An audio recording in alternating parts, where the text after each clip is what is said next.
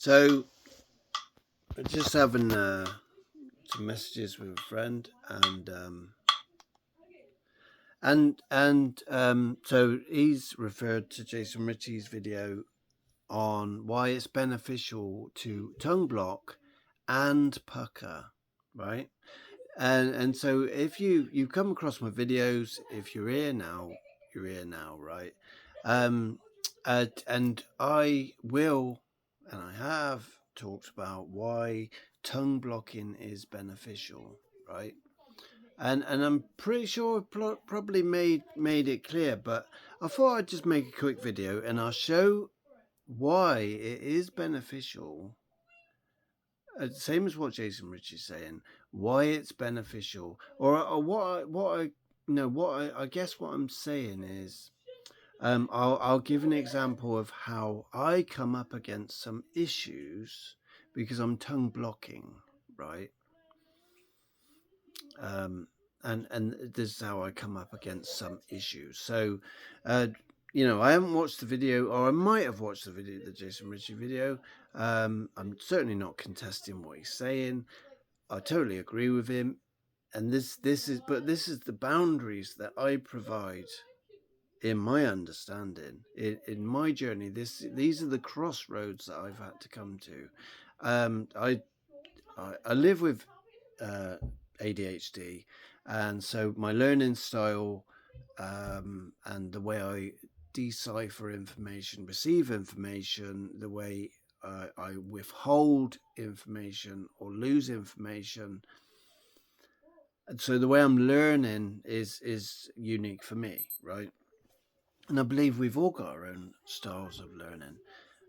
So why I had to decide to tongue block as opposed to doing both, and I have said this in my videos, but I'll just quickly say, number one, I was very frustrated with the posture. I know it's not always so like that, but I was frustrated. I was trying to learn to bend way before I could even do relaxed diaphragmatic breathing. My mentor, he was a tongue blocker. I'm sure he could pucker, but he was a traditional blues player, country sort of blues player. So he tongue blocking, following Lee Sankey, Dave Barrett's bluesharmonica.com, Joe Flisco, that sort of thing. So right, so there's one reason was my posture was quite tense and stuff like that, and I was very eager to learn quick. COVID started in COVID, around that sort of period. Very young family. My kids were young, so when you got a young family, time's limited, right? Full-time job, church ministry, volunteering left, right, and centre. Trying to study Bibles, do life, get through with ADHD, poor diet, poor sleep routine, not really looking after myself, that sort of thing. And just, some days 2 minutes practice, other days blessing 10 minutes, 20 minutes, great. So the wife would go out, everyone's out, I'm at home, way. But because I was such a beginner, I'd spend like 2 hours trying to bend a note or something, or just focusing on the wrong stuff. But anyway, for me, in that 2 minutes or that 20 minutes, I had to decide, what am I going to spend my time doing? So this is the thing where everyone's different. You might be retired, you might be a young person striving to be a musician. You're studying music at university or whatever, college, university, or school. You're in. You got the money to do these things. That's what you're aspiring to do. You watch someone do it and you copy it. You read it and you learn it. Unlike me, you see it, bang, it's in there, and then you're doing it, and you're like, whoa, you're like a mini Jason Ritchie, Joe Flisco. You're on it, bang, I can't do that. Or you're like a retired person, you've got all the time in the world to do these things. Or, you've just got, if you've got 40 minutes, an hour and a half a day, I'll tell you what, you're going to go far. You're going to learn this instrument fast, and you could commit to, I don't know, 20 minutes of puckering and 20 minutes tongue blocking. You can do that. That's easy. So I'm going to provide now a practical sort of why sometimes, right? So 2 reasons in my understanding why puckering is highly preferable, or highly not preferable, but beneficial to have in your well, actually there's more than 2 reasons. Let me just start with the 2. One, because as you know, say a beginner, major scale and then the blues scale holds 1 to 7, right? Just draws and blows, and then maybe learning to bend, right? So 2 reasons: speed and articulation. Right, in a minute I'll talk about other things like overblows and blow bends and things like that. So I don't have to really go into detail here. Just trust me, right? Those things, they're not easy, right? They don't come to most people who have been playing less than 2 years, for instance, or 3 or 4. I've been playing 4 or 5 years. I don't blow bend. I'm not at that stage. I'm enjoying holes 1 to 7, bends 1 to 6. It depends what the song is that I'm learning. It depends what the thing. I'm in Tomlin's school. I'm making most of that. So you're talking making much of 2-hole draw bends, much of the free. You're doing so much stuff. It's great, right? Right. So where have I come up against some problems? So not everything. So let's say Tomlin's school, for instance, right? Rightfully so.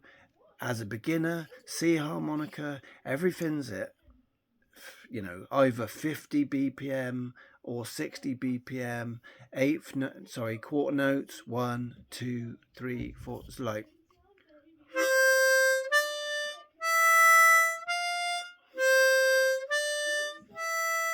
well, it's not speed. You don't need articulation for that. But then before long, we're talking about 8th notes, 1 and 2 and 3 and 4, and which means at 60 BPM, you're now sort of playing, not double the speed, but you're playing a quicker because it's 2 notes per beat. 1 and 2 and 3 and 4, and before you know it, advanced beginner sort of thing, possibly towards the end, you get into these triplets: 1-hander, 2-hander, 3. So that's 3 notes per beat. Okay, so so do you get me now? This is where some of the songs where the triplets, it really challenges you. And plus, he's talking about articulation. So you're articulating one note, but then, I don't know, articulating a part of the triplet, for instance, maybe just an example. Or if it's 1 and. So anyway, where am I now? What was I just doing? So here's an example of why puckering and tongue blocking, right? I won't break down what I'm doing because it's part of the Tomlin stuff. What am I doing?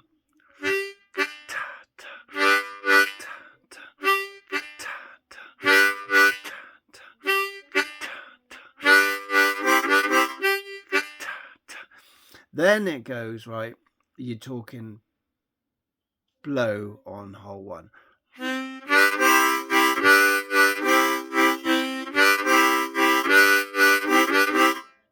Right? Sorry, and then the 5 chord.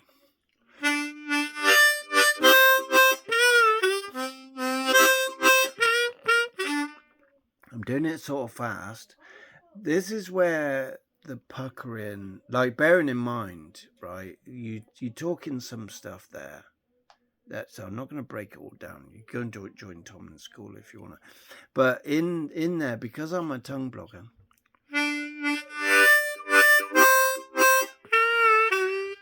See, there's slaps in between the notes, which either comes from tongue blocking and slapping, blocking, or puckering, but you've got to go. Well, why don't... See, I'm tongue switching whole one there.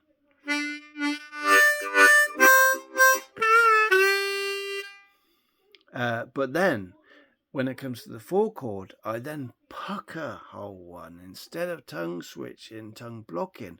Now, this kind of like, I'm going from like tongue blocking, tongue switching, right? Playing whole 1, blocking 2 and 3, and then playing whole 4, blocking 1 to 3, and then playing whole 4, switching like this. But then I'm kind of doing what, I don't know whether it's hybrid, but I'm then doing a bit of sort of hybrid, because the next one would be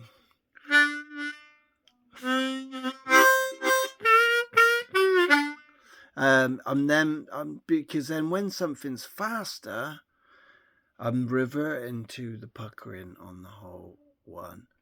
But bearing in mind, I've only just started to learn this lick today, so I'm not sort of like trying to do those licks perfectly for you right now. But it's just, I'm just saying that yes, sometimes I've had to go, oh man, mine ain't sounding like Tomlin's, because he's articulating those notes. Although when he has articulated them, there was a thing in the forum the other day, because I asked a question about this tongue blocking and articulation, and this guy said, well, articulation is often not so good with tongue blocking. And I don't mean this in any sort of battle way. I just mean because he said, can you send a recording? I sent a recording, and my articulation on that particular note was the same as Tomlin's puckering. It's that. So that's tongue blocking. So I've got quite a strong, because I've practiced those from Dave Barrett's this pulls. It's a pull. That's what he would call a pull, a lift and a pull.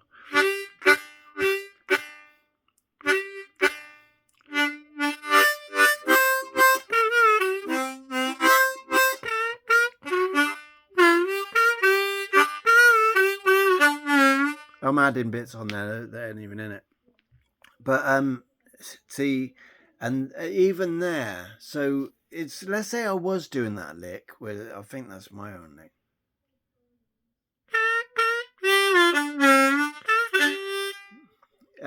See, someone like Tomlin would go,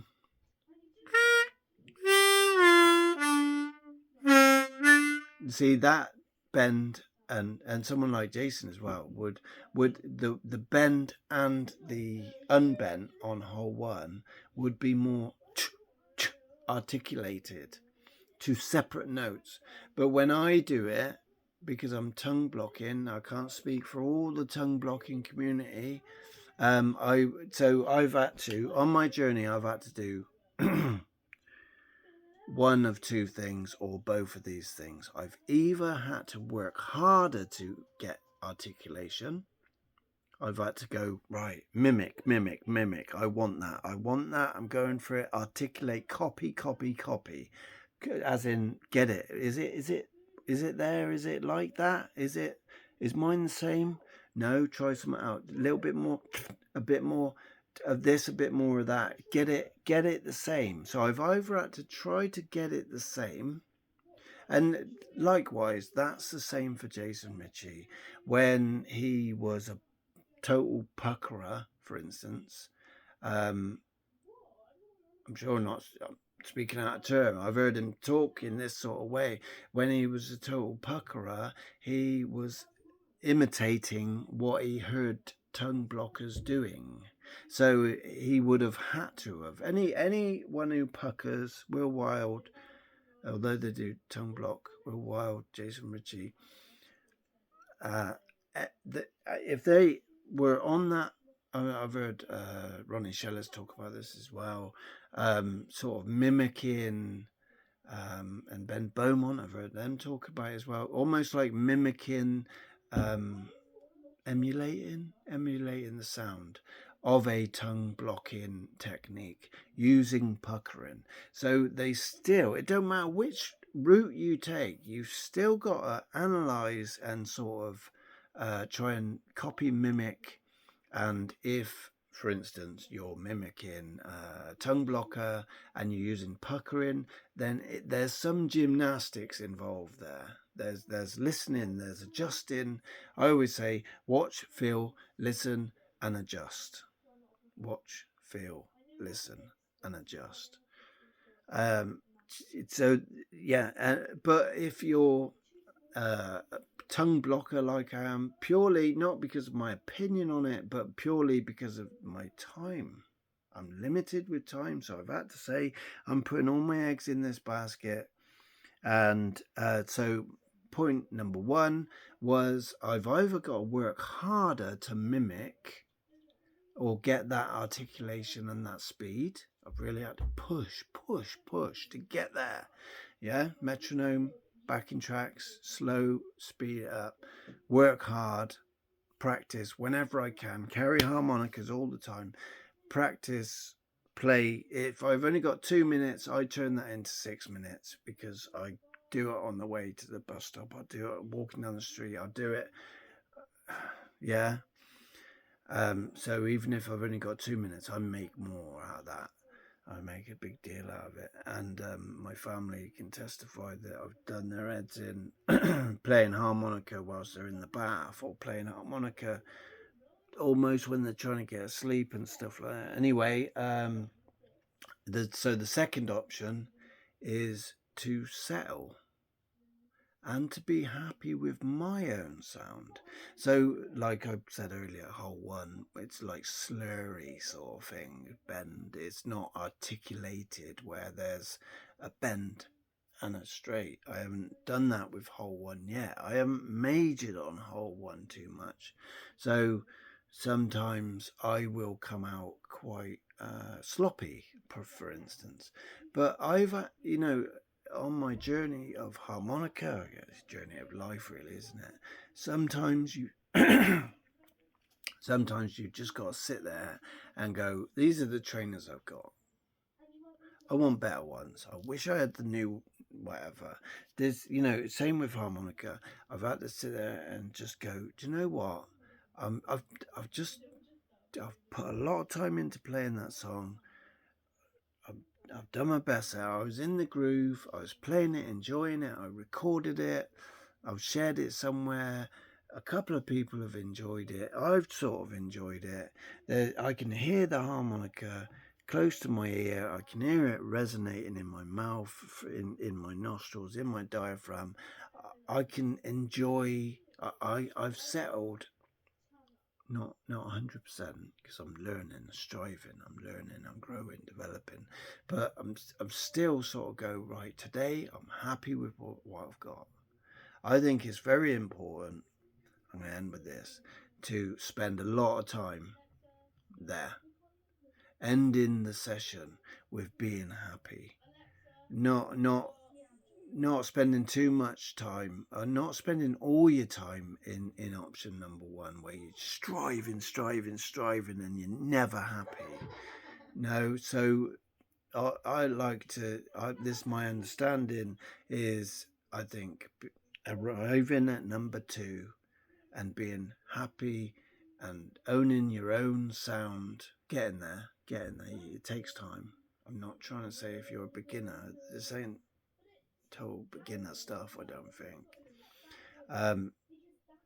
I'll reiterate, if you're a beginner and you've got some resources in front of you, go with someone who's giving you some good advice, major scale, single notes and stuff like that, some simple songs, whether you tongue block or pucker, just get on with it, enjoy it, do you know what I mean? But if you want to spend your life doing this thing, you're probably not going to keep listening to me. You need to go to people who really know what they're on about. But I'm just talking to maybe some people who are just sort of go tongue blocking, puckering. What's the difference? What's best? These are the sort of things people say. All the people that have been following me, and they've heard me go tongue blocking, more relaxed, tongue blocking this, tongue blocking that. I am being I'm endorsing what is good. If you go to a tool shop and you want some tools and you've got the money to buy them, why shouldn't you buy a whole tool set? Not just walk out with a couple of tools. So if the best is out there, then go and get it. That's the way it is. Yeah. Enjoy harmonica. Number one, work hard. Number two, get to a place where you can say, I'm kind of happy with what I got today. I'm going to keep moving, but I'm kind of happy. I enjoy that.